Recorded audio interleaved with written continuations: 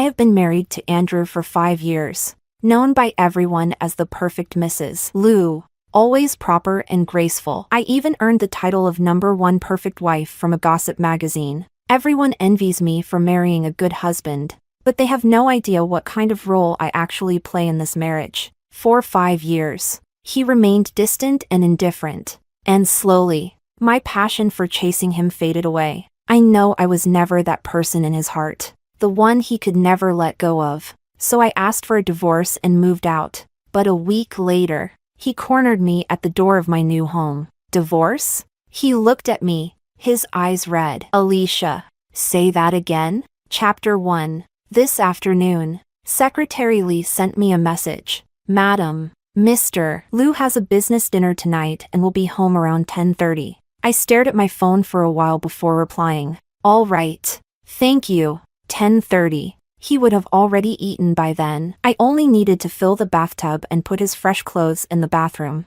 Once everything was ready, it was just past 10. I thought for a moment, left a light on in the living room, and went to bed, half asleep.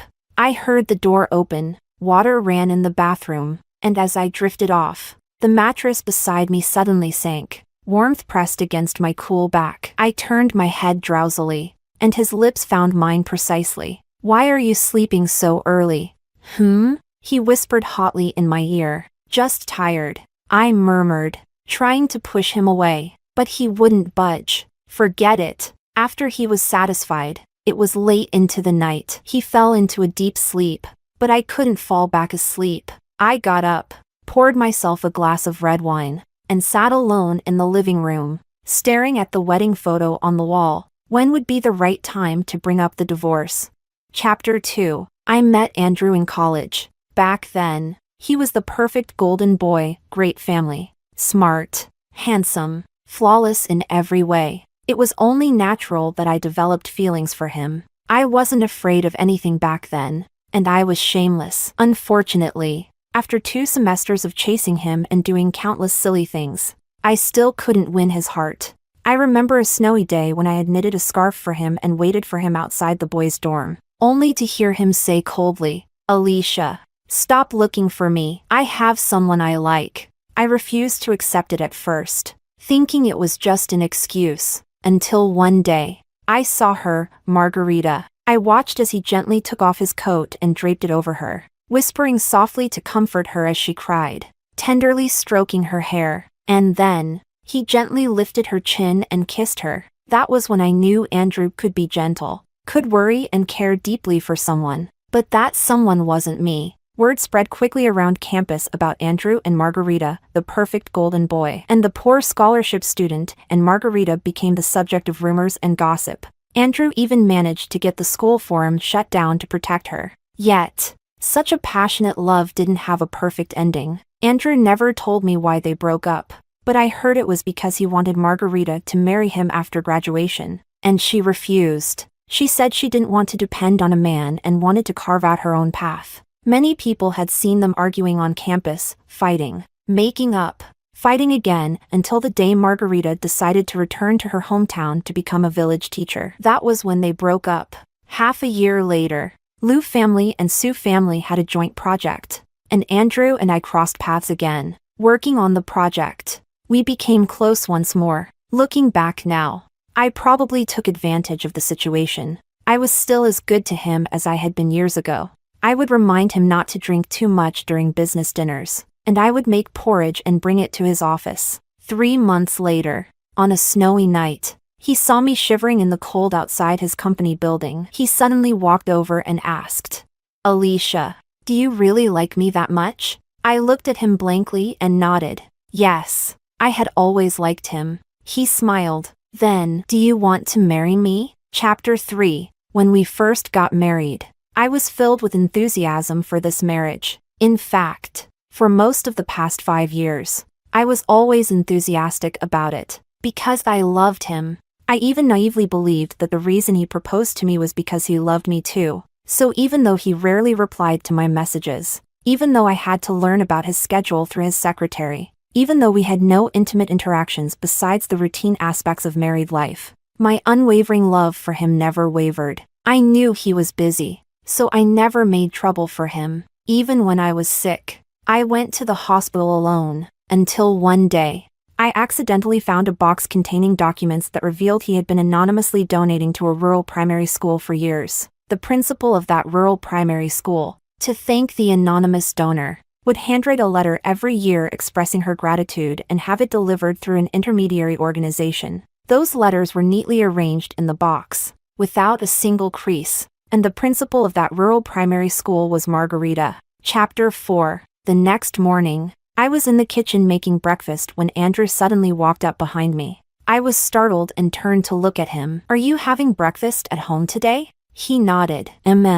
I glanced awkwardly at the ingredients in my hand. In the past, I always prepared 2 breakfasts, regardless of whether he would eat at home. Because he was home so rarely, I cherished every chance we had to eat together. But lately, I had stopped making 2 servings. It felt like a bit of a waste. "Then, you can have this one first. I'll make mine later." I plated the omelet and handed it to him. He looked at the plate, seemingly taken aback. "Eat it while it's hot. I'll go do my makeup. I need to accompany Grandma to see Mrs. Liu this morning." I set down the glass of milk and turned to leave. "Ollie." He suddenly grabbed my arm. Hesitating, I turned back, puzzled. "What's wrong?" He pulled me into his arms so abruptly that I almost lost my balance. "Have you been tired lately?" he asked, looking at me. "Tired?"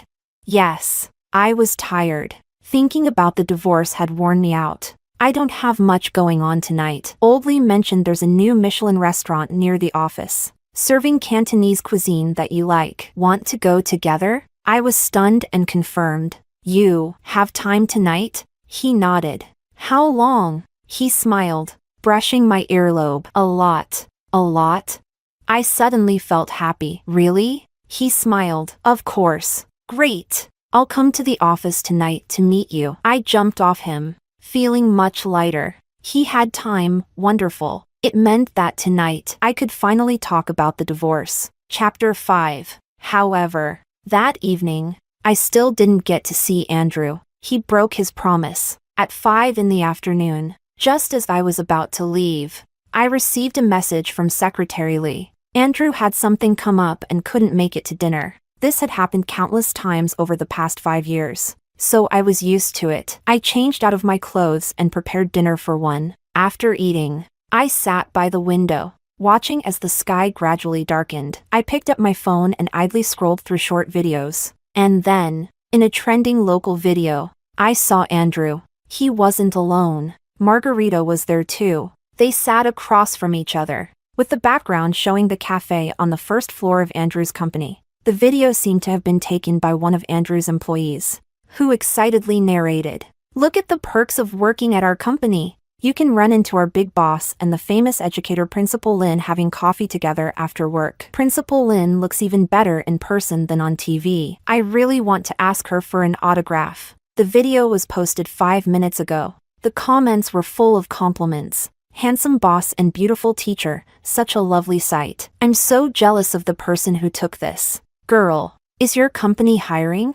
I want to work there too." I watched the video for a while and then turned off my phone. So, Andrew broke his promise because of Margarita. For some reason, even though I was his legitimate wife, it felt like it was only natural that he would break his promise because of her, even after 5 years of marriage. What did it mean? In his heart, there was probably no comparison between Margarita and me. Chapter 6. At 9:30, Andrew finally came home. "What did you have for dinner?" He walked over and sat beside me, showing an unusual concern for my dinner. I didn't answer. Instead, I softly asked, "Did you break our plans tonight because Margarita came?" He paused, seemingly surprised, with a hint of annoyance. "Who told you?" I shook my head. "No one. I saw it in a video." After a moment, he sighed lightly. "I didn't tell you because I didn't want you to overthink it. Don't worry. There's nothing between us. I had anonymously donated to her school before, and somehow it got leaked. She brought a TV crew to express her thanks. She had a tight schedule, so I accommodated the interview. We met in the company cafe, and many employees were around. Ollie," he said, touching my hair, We've been married for 5 years. We have some trust between us. Don't we? I should be free again tomorrow. We can go have that Cantonese food. Andrew, I suddenly interrupted him. I don't actually like Cantonese food. You do. I only said I liked it so we could eat together more often. He was taken aback. We've been married for 5 years. Do you know what kind of food I like? He said nothing. Of course he didn't. He never tried to find out. After hours of pent-up emotions, I held back the urge to yell at him. But I still asked a sharp question. So you remember Margarita likes black coffee and croissants, but you don't know what your own wife likes to eat? Alicia. He frowned. If you have complaints about me, we can talk it through, but don't bring Margarita into this. Of course, I had barely mentioned her, and he was already upset. Tonight, I do have something to discuss with you. I took a deep breath and turned to look at him. Andrew, let's get a divorce. Chapter 7. The silence hung in the air for about a minute. Alicia. Andrew leaned back slightly. Do you know what you're saying? I do. Divorce isn't something you can just say lightly. I know. The silence continued. After a while, Andrew pinched the bridge of his nose. His voice tinged with helplessness. Maybe my tone earlier wasn't great, but you're talking about divorce just because I met with Margarita once? I bit my lip, feeling like he missed the point. If I really wanted to cheat, I wouldn't do it this way. You know how I operate after 5 years of marriage. Yes, I did know. If he wanted to do something, he'd do it flawlessly. If he wanted to achieve something, he'd plan everything to guarantee success. But did he know me? Did he ever love me? After seeing the video tonight, the sense of inferiority I'd felt during college, when faced with Margarita, came rushing back. The truth was right in front of me. As long as Margarita was in the picture, Andrew would never see me. But as an adult, still obsessing over love seemed almost laughable. I just feel that after all these years, we're not really suited for each other. You could have better options. What's not suited? He seemed amused, naturally reaching out his hand. You've been doing great these 5 years, but I don't want to continue. I avoided his hand, moving to the side. Andrew's hand hung in midair. I've already prepared the divorce papers. Alicia. He suddenly interrupted. I've explained everything about Margarita, and I've promised not to have any further involvement with her. What more do you want? His voice deepened. If you're really stuck on tonight, then you're just being unreasonable. His words choked back whatever I was about to say. Oh, it seemed tonight wasn't the right time to talk. Perhaps realizing his tone wasn't good, he softened his voice after a while, touching my hair gently. Don't be like this, okay? With that, he got up to take a shower. Watching his back, I whispered, I had spicy hot pot for dinner. He paused mid-step. That was my favorite dish. Chapter 8. What? Divorce? The next day, my brother, Su Chi, widened his eyes like saucers after reading the divorce papers. Since Andrew and I got married, the Liu and Su families had worked together more closely. I figured it would be best to let my brother know if I planned to divorce. I mean, sure, when you first got married, it seemed like he was kind of forced into it, but I thought you two were always so loving after that. Andrew treats you well. My brother spoke while swinging his golf club. What did you say? Forced into it? Brother? Well, he rubbed his forehead, seemingly regretting his slip of the tongue. 5 years ago, didn't the Liu family need a large sum of money to get through a tough period? You were always hanging around him. So when Andrew came to me, I might have hinted. Just a little. I stared at him, dumbfounded. What did you hint? My brother looked away, uncomfortable. I told him that if we became in-laws, I'd definitely help with the funding. I stood there, feeling my blood run cold. Sis? My brother looked at me, concerned. What else? My nails dug into my palm. What else don't I know? He hesitated. Brother, I'm getting a divorce. There's nothing left to hide. It's nothing major. Just, on your wedding day, Andrew's ex-girlfriend showed up. I stared at him in shock. She wanted to see Andrew, but I was afraid of causing a scene. So I told her you two were very much in love and that Andrew wouldn't want to see her. I sent her away. He scratched his head. There were also some Liu family members there. So I'm not sure if Andrew even knew she came. So that was it. That was the truth. I thought he proposed to me because he had some feelings for me. But this marriage was something he did for his company. For the Liu family, a sacrifice he made. That night, 5 years ago, when he asked, Alicia, do you really like me? It meant this. Do you like me enough to force me into this marriage? So he married me, but he drew a line between us. He never allowed me to cross it. When we first got married, I loved messaging him, asking when he'd come home, if we could go out over the weekend, and sharing every little thing in my life with him. But he rarely replied. If there was something urgent, he'd have his secretary contact me. Gradually, I spoke less. I stopped bothering him. Even my primary contact became secretary Lee. We had a normal married life. He would whisper sweetly in my ear, calling me Ollie over and over. I always thought that was proof of our love. But I had mentioned having children several times, though he never outright refused. He always made sure to take precautions. Looking back now, I doubt he ever planned to have children with me. After all, I was just Mrs. Liu, nothing more. Last night, he asked why I still wasn't satisfied. Even after he promised not to have anything to do with Margarita, the two of them had a chance to start over on our wedding day. But because of me, they missed that chance, perhaps forever. How could I, the villain, ask for anything more?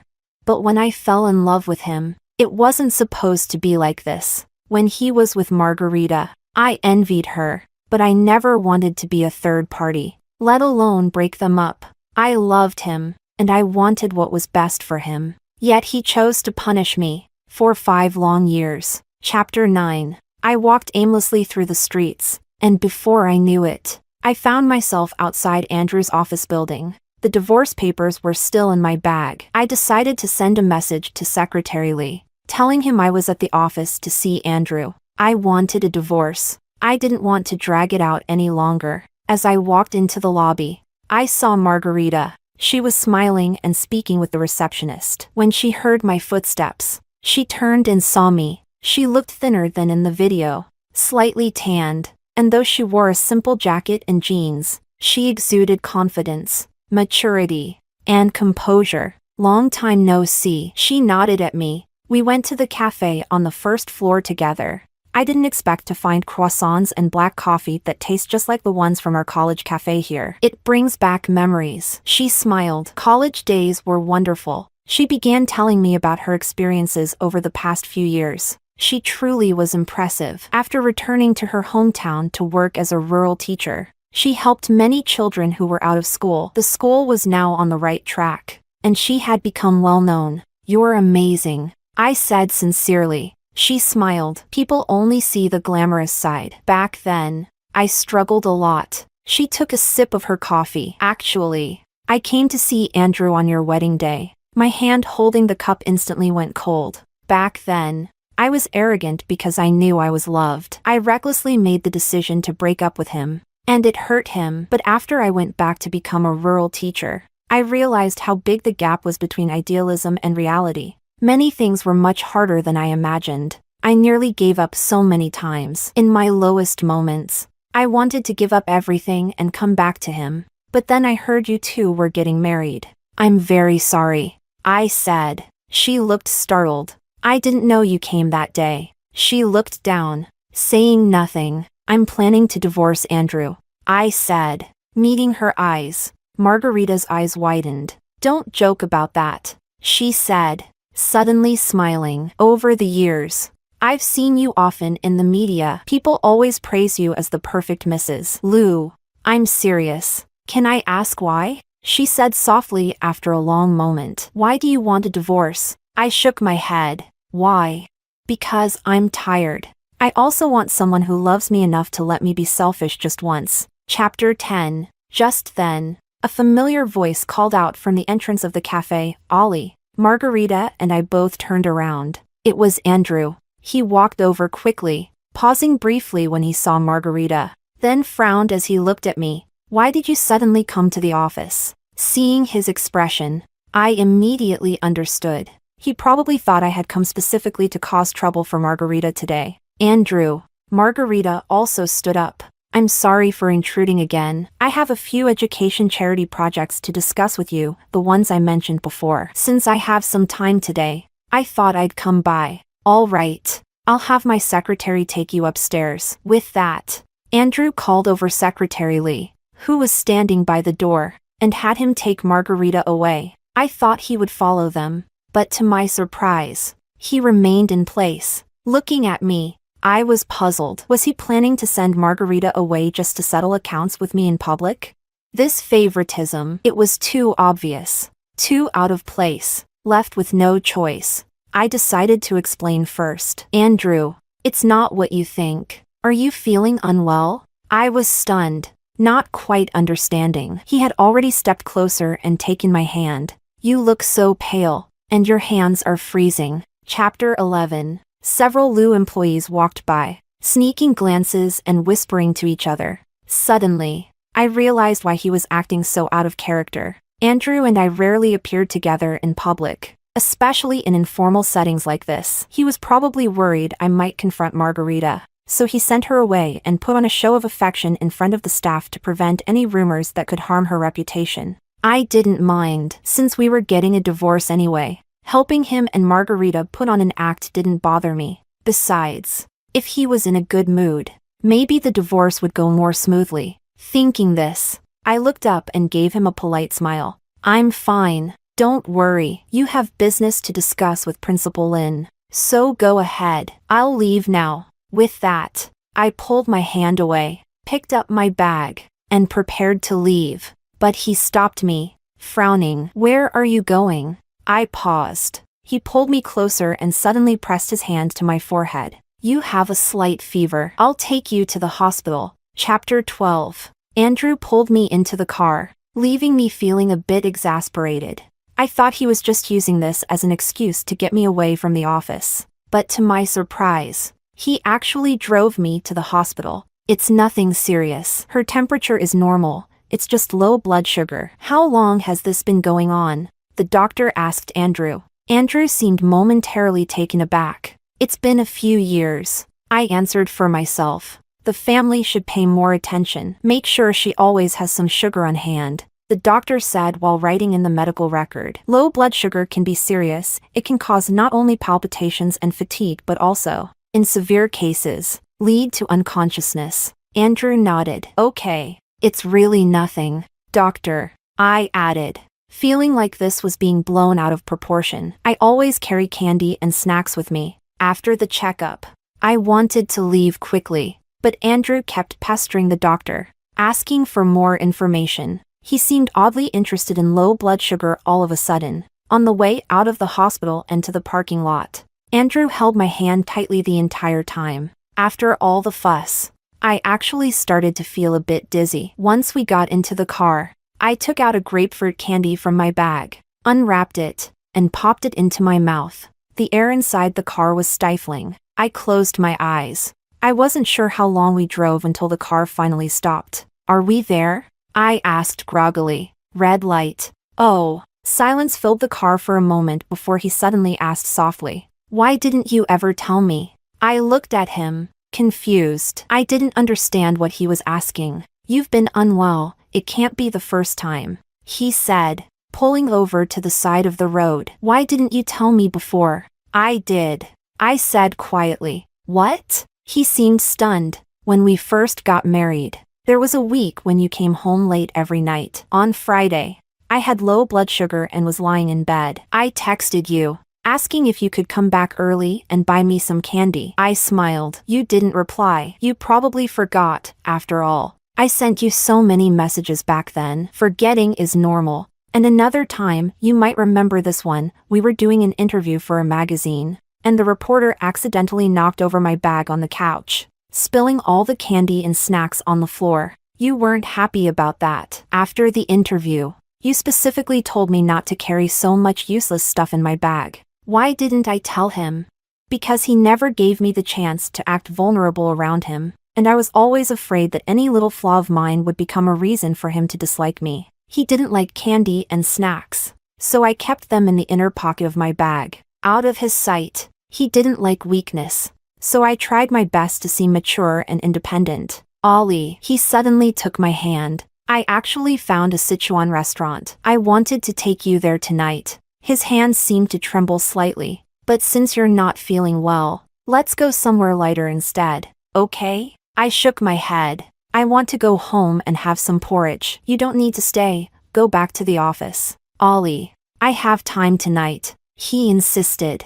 I couldn't help but remind him. But Margarita is still waiting for you at the office. The deputy can handle that. I looked at him, confused. So, you really are free tonight? He nodded. Yes, I'm free. Then, I thought for a moment. Since you're free, let's go home. He nodded, a hint of joy flashing in his eyes. All right, let's go home. I suddenly felt happier too. When we get home, let's have a proper talk about the divorce. Chapter 13. For the rest of the drive, Andrew didn't say a word. He was a perceptive man, and I think by now, from last night to today, he understood that I was serious about the divorce. When we got home, I calmly took out the divorce papers. He looked at them, his eyes growing colder.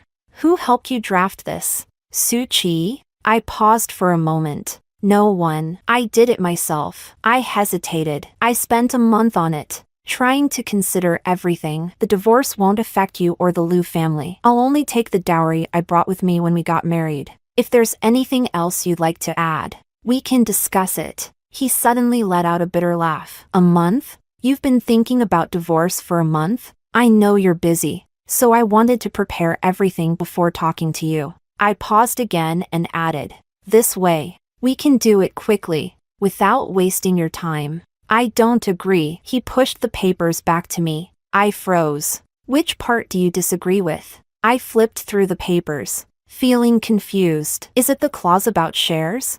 I've already made the biggest concession I can. If I ask for any less, I'm afraid my brother will. He suddenly pressed his hand on the papers. I don't agree to the divorce. He looked at me, speaking each word clearly. Our eyes met, and he seemed very serious. Why? As soon as I asked, I realized, oh, is it because you think I've done well these past 5 years, and you're afraid your next wife won't be as competent and might face criticism? You don't need to worry about that. Although it's exhausting, as long as she's willing to put in the effort, she'll do fine. I thought about it and went to the bookshelf, taking out 5 notebooks. These notebooks contain details on social etiquette, dealing with the media, what to say and not to say in different situations, and what to wear. I can hand these over to your future wife, and if she ever needs help, she can come to me anytime. Ollie, he suddenly raised his voice, sounding as if he was suppressing anger.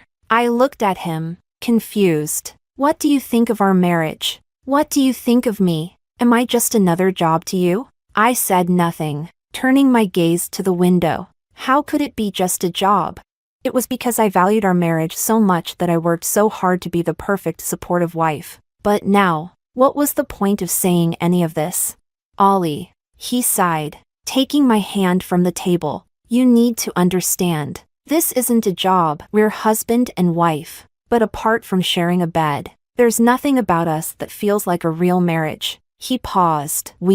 The number of times we have meals together each month is fewer than I can count on one hand. I send more messages to Secretary Lee than I do to you. I may not know what other marriages are like, but I know that this isn't what I want. I gently pulled my hand away. Andrew, I've thought a lot about this recently. There's nothing wrong with you in this marriage. I was the one who pursued you, who wanted to marry you. You've never cheated on me. You've never treated me badly. And your parents have always been kind to me. The problem is that I've always had unrealistic expectations for this marriage. Life could go on like this, but I believe we should be with someone we love and who loves us back. After all, being with someone you truly love would make you happier, wouldn't it? He stared at me, stunned. Someone I truly love? He suddenly asked. Who do you think that is? I shook my head. I don't know. But no matter who it was, Margarita or someone else, it wasn't me. Chapter 14.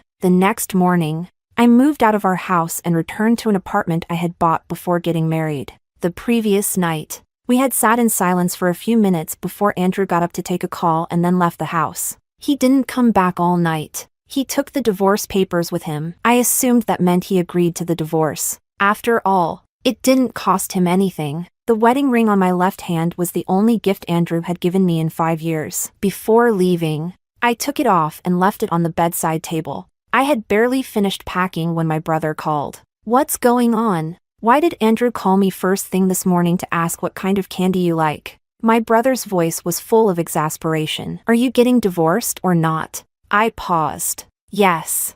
"Brother." I thought for a moment and asked, "Does our family still own that small media company that's been struggling?" My brother confirmed. "It's been unprofitable for years. I was thinking of cutting our losses and shutting it down." Then, I looked out at the vast blue sky from the 26th floor window. "Could you give it to me?" Chapter 15. In the early evening, I unexpectedly received a message from Andrew. "I'll pick you up for tonight's gala." I stared at my phone, feeling a bit dazed. Messages like this usually came from Secretary Lee. "No need. I'll go by myself while we're going through the divorce process. I'm not staying at home. I've moved out." There was no reply after that. It made sense, but an hour later, when I went downstairs to get my car, I saw Andrew. I didn't know how long he'd been waiting there. He looked tired, with bloodshot eyes.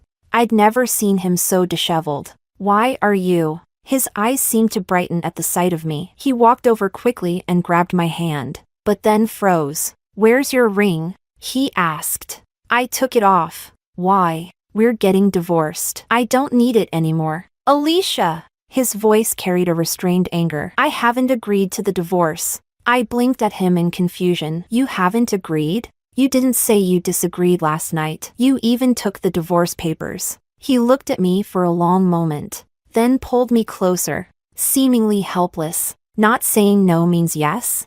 Who taught you that logic?" "Ollie." After a while, he rested his forehead against mine, sighing softly. "I don't want a divorce." Chapter 16. Andrew said he didn't want a divorce. I had imagined countless obstacles on the path to divorce: my brother, Andrew's parents, property division, but I never expected to fail at the first step.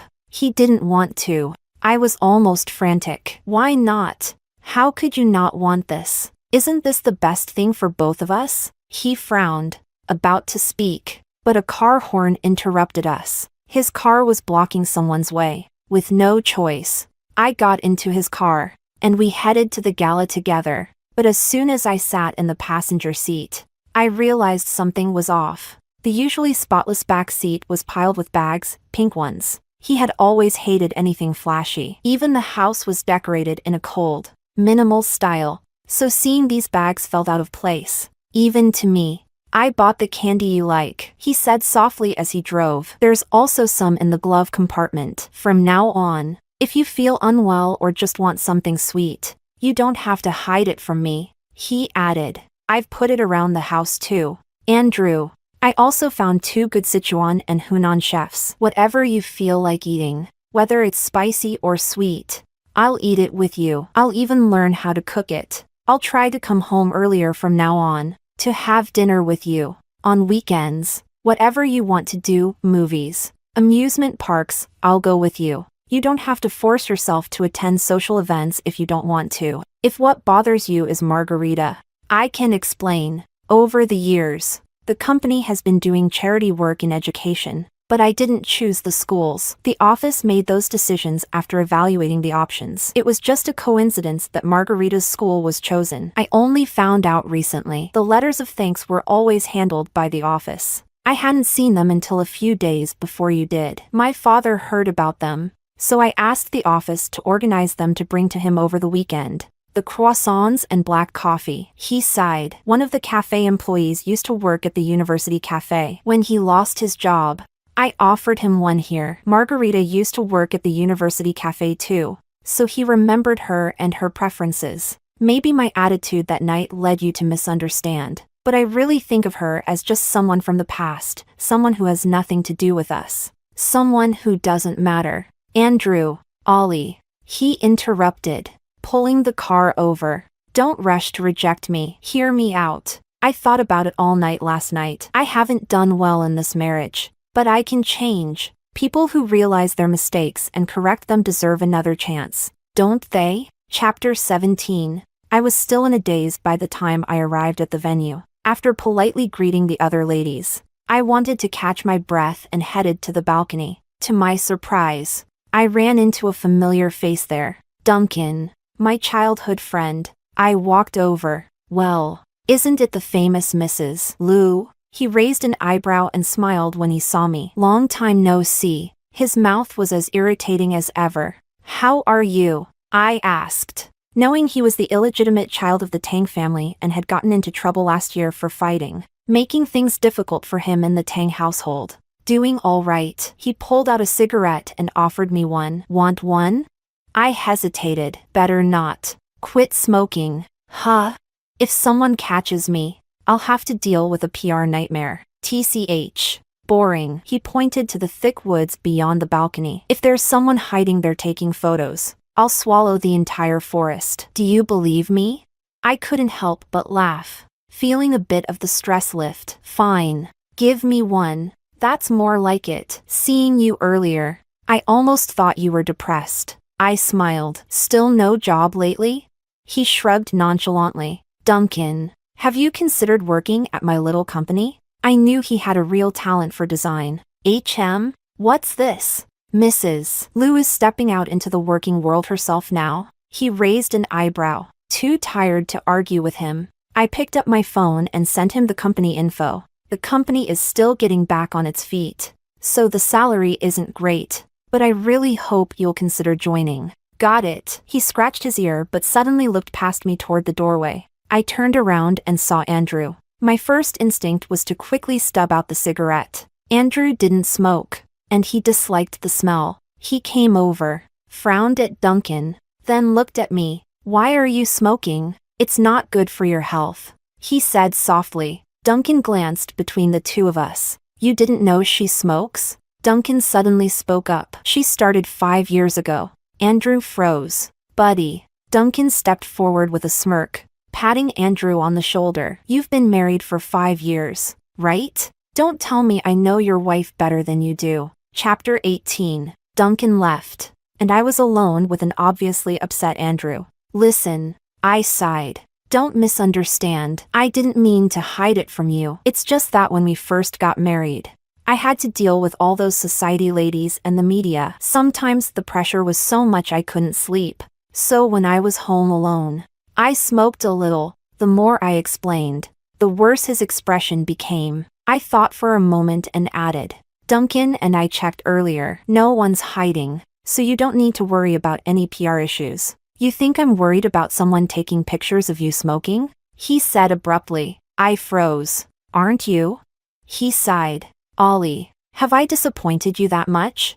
I paused, not quite sure how to answer. Disappointed? Of course, I was. The more I had hoped, the more I had been let down. But after so many disappointments, you get used to it. Now that we decided to get divorced, what was the point of these pointless accusations? I shook my head. No, I haven't been disappointed. And besides, I don't really smoke anymore. I don't have that kind of social pressure. So, you can talk about your stress with Duncan but not with me? I was taken aback. If I had to say, can we really talk about everything? I asked. He nodded. Well, my only stress right now, I said, looking up seriously, is whether we can get our divorce done smoothly, and the sooner, the better. Andrew's face darkened. I felt exasperated. He was the one who wanted me to say it. After a long moment, he took my hand. Only one thing, he said. Ollie, only the divorce is not happening. Chapter 19. After that day, Andrew changed a lot. While I was working at the new company, I often received gifts from him, sweets, flowers, home-cooked meals, and, of course, the man himself, showing up unexpectedly from time to time. The younger people at the office, unaware of our impending divorce, would praise him, saying my husband really knew how to show his love. Only Duncan, who had joined my company, would smirk knowingly every time he saw the things Andrew sent. He'd shake his head as he smiled. A month later, we were working on a project bid, and Duncan and I had been pulling long hours for several days to fix a small detail. When it was finally finished, I stretched and glanced at Duncan, who looked just as relieved. He usually took work pretty casually, and I'd never seen him so serious before. I laughed. Duncan looked at me, puzzled. I explained with a smile. I feel like I've accidentally found a hidden gem. Duncan chuckled. It's more like I'm gracing you with my presence. Sure. I gave in to his attitude. Standing up. Let's go. It's late. Want to grab some supper?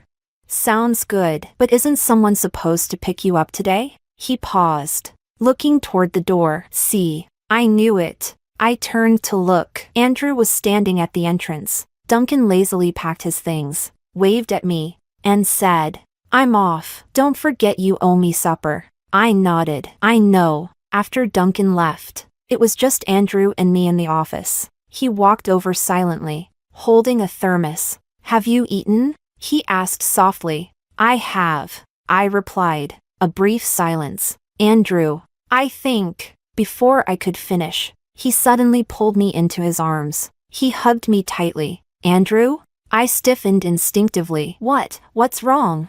He didn't answer, only taking a deep breath. The clock on the wall ticked in the background. I'm jealous, he finally said softly. Ollie, I'm jealous. Chapter 20. I never imagined that one day Andrew would hold me and tell me he was jealous. Earlier, you asked me why I wouldn't agree to the divorce. Do you know why? It's because I can't bear the thought of you being with someone else. Just now, standing at the door, seeing you smile so beautifully, so happily at him, I couldn't stop the jealousy from welling up inside me. I know there's nothing between you and Duncan, but I'm still going crazy with envy. I remained quietly in his embrace. Andrew, you also asked me why I wanted a divorce, right?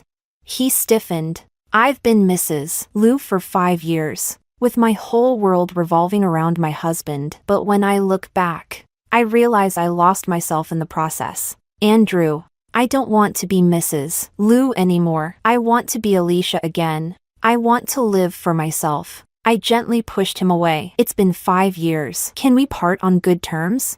He shook his head, his eyes reddening. I hesitated, then moved to leave. Unexpectedly, he grabbed my hand. Just once, can you give me one more chance?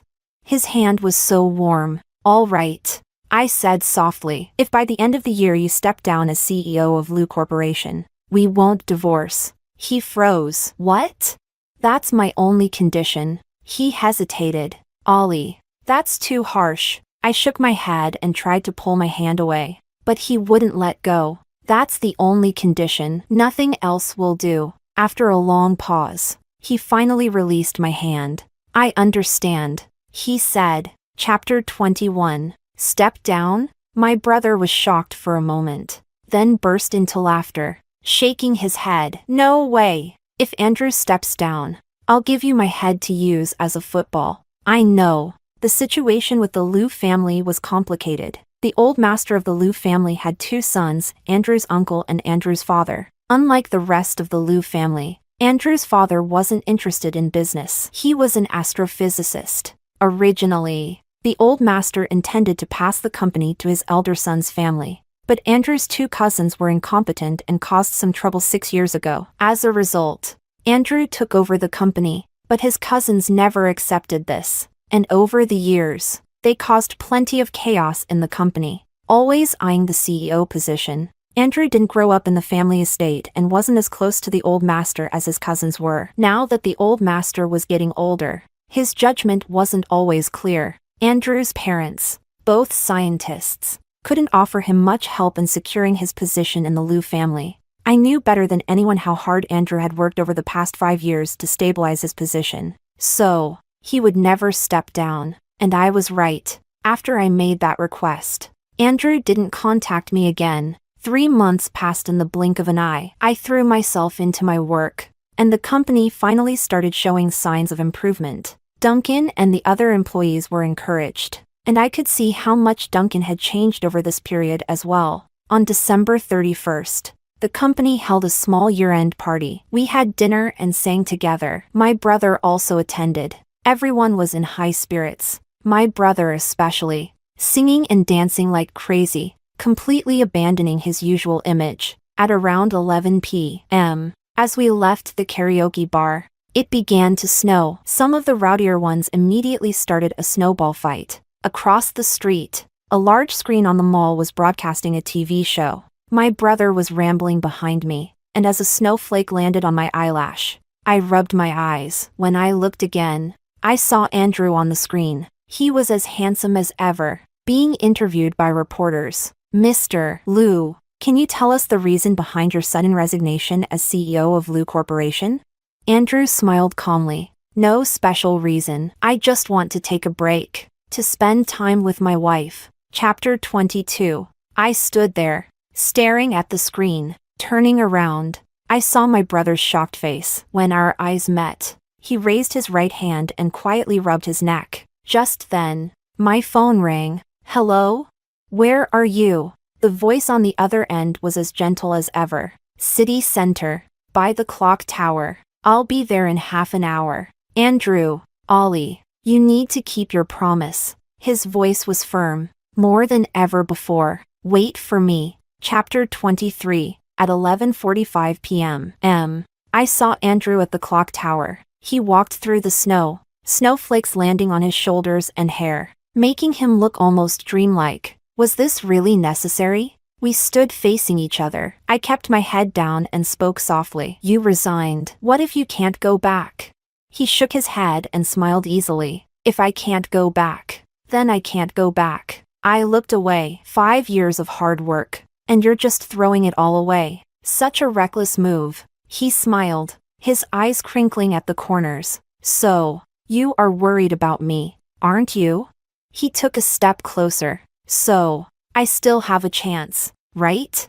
Andrew, he handed me a stack of papers. It was the divorce agreement. I froze, confused, and looked at him. These past 3 months, while I was processing my resignation, I thought about a lot of things. Ollie, I've stepped down, but I don't want to force you to stay in this marriage. He paused. I've already signed the divorce papers. If that's the case, then why did you resign? I was even more confused. No businessman makes a bad deal. He smiled. I want to exchange my resignation for something else. Is that okay? Something else? I stared at him blankly. He reached out and brushed the snow from my hair. I want to exchange it for a chance to start over. He lowered his head, and I looked up. Our eyes met, and I saw a warmth in his gaze I had never seen before. A chance for me to win you back. Chapter 24. At 12:59, I signed my name on the divorce agreement. From now on, I would no longer be the perfect Mrs. Liu that everyone spoke of. I was just Alicia, myself. The clock tower struck midnight, and Andrew and I both looked up at the falling snow. The new year has begun. I murmured, yeah, and his eyes sparkled as he extended his hand to me. Happy New Year, Alicia. I'm Andrew. I looked at him and smiled. Happy New Year, Andrew. I reached out my hand as well. I'm Alicia. Chapter 25. Epilogue. Secretary Lee always felt that in the 2 years since Mr. Liu's divorce, his workload hadn't really lightened much, because Mr. Liu was still very busy. It's just that before, Mr. Liu was busy with work, but now he was busy dating, and Secretary Lee couldn't help but think that Mr. Liu's relationship with his ex-wife seemed to have improved after the divorce. Take now. For instance, he had come to the mall to deliver Mr. Liu's car keys, only to find him sitting in the soft seating area of the mall's atrium, gently coaxing his ex-wife in his arms. Stop it, he heard her say softly, shaking off Mr. Liu's hand. But Mr. Liu wasn't angry at all. He just kept gently stroking her hair. Let me blow on it for you. Just leave me alone. She pouted. If I don't, your eyes will be swollen like little buns tomorrow. Mr. Liu's voice was terrifyingly gentle. When we get home, I'll roll an egg over them for you. How does that sound? Secretary Lee clicked his tongue twice in his heart. Clearly, Mr. Liu had done something to upset his wife. But the next second, he heard her sobbing. It's your fault. You dragged me to watch that tearjerker. We shouldn't have come. Wait, what? Just because of a movie? Secretary Lee suddenly felt like retreating into his shell. But what he didn't expect was that Mr. Liu nodded in agreement, his tone scarily indulgent. Yes, it's all my fault. So, should I be punished by holding an ice pack on your eyes all night? In your dreams, she huffed. Then how about I peel a piece of candy for you?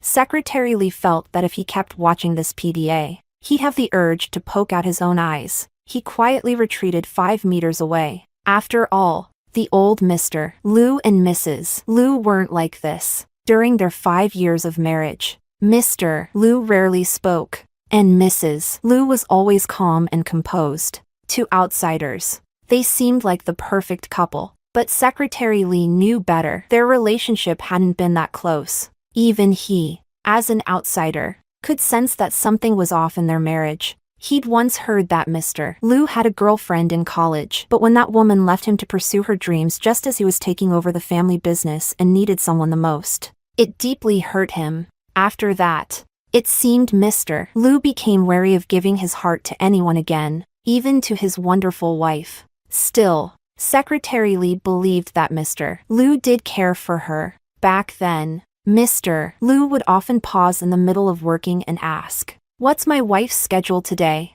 After Secretary Li reported her plans, Mr. Liu would nod and go back to work. Once, Secretary Li had even dared to suggest, "Mr. Liu, maybe you should send her a message." But Mr. Liu just stared at his phone for a long time, ultimately never picking it up. Perhaps their long-established habits were just too ingrained. Even though Secretary Li could see that Mr. Liu was growing more and more attached to his wife, the couple still maintained their usual distance. Secretary Li had always thought that something would go wrong sooner or later. And sure enough, one evening Mr. Liu returned to the office from home, looking utterly despondent. "Li," his voice was barely audible. "Do you think when a wife suddenly asks for a divorce, she might just be saying it in the heat of the moment?" Secretary Li was startled. "Not necessarily. My wife often threatens to divorce me when we argue. Once she even tore up our marriage certificate, twice, but the next day, I apologized, and she forgot all about it." Mr. Liu's eyes lit up with a glimmer of hope. But Secretary Li thought for a moment before deciding to be honest. "I don't think Mrs. Liu would bring up divorce lightly." That statement hit Mr. Liu hard. The little spark of hope in his eyes was extinguished in an instant. That night, Mr. Liu sat in the office all night long. It seemed like from that night on, Mr. Liu began to change. He started asking where he could find good Sichuan chefs, asked how Secretary Li managed his own relationship with his wife, asked all sorts of little things that he never used to care about. He even started calling and texting Mrs. Liu frequently, something he'd never done before. When Mrs. Liu went to work, Mr. Liu would often visit her. Secretary Li found this quite heartening. Mr. Liu recognized his mistakes and was actively working to fix them. But still, the couple got divorced. What Secretary Li didn't expect was that after the divorce, they started dating again. After resigning from his position as CEO, Mr. Liu devoted all his time to Mrs. Liu. She was always busy with work, so Mr. Liu would deliver meals to her every day, driving her to and from the office. Eventually, Mrs. Liu got so fed up that she told him she wasn't interested in dating an unemployed man. So, Mr. Liu, who had left Liu Corporation for his wife, rejoined Liu Corporation for her as well. Secretary Li knew that Mrs. Liu had said that on purpose. Even he thought it was a shame for Mr. Liu to leave the company. So of course, his wife, who had supported him all along, must have felt the same. But Mr. Liu, since they started dating again, had become a bit possessive. Like the day Mrs. Liu texted Secretary Li, saying she would drop by the company later to pick something up. Being considerate, Secretary Li immediately informed Mr. Liu. To his surprise, Mr. Liu wasn't pleased. "I texted her 3 hours ago, and she hasn't replied." He frowned. "Why would she text you instead?" Secretary Li could only chuckle awkwardly. He wanted to retort, "She used to text me more often than you back then," but he didn't dare say it. As a dutiful employee, he swallowed his frustration and politely reminded Mrs. Liu to reply to Mr. Liu's message. Secretary Lee had thought they'd remarry quickly, but 2 years passed, and neither seemed in a hurry, until, on New Year's Eve of the third year, while leaving after some overtime work, Secretary Lee noticed the lights were still on in the CEO's office. Mr. Liu rarely worked late anymore, so he assumed someone had forgotten to turn off the lights. He went over to check, but as he cracked open the door, he saw Mr. Liu standing with his back to the door, nervously practicing something with a script in his hand. On the desk beside him was a ring box. Secretary Lee gently closed the door and, glancing out the floor-to-ceiling window, saw a petite figure just stepping out of a car in the snow below. He smiled, realizing he had accidentally stumbled upon something big. As he walked toward the elevator, he glanced back at the CEO's office. "Good luck, Mr. Liu," he whispered, "wishing you success."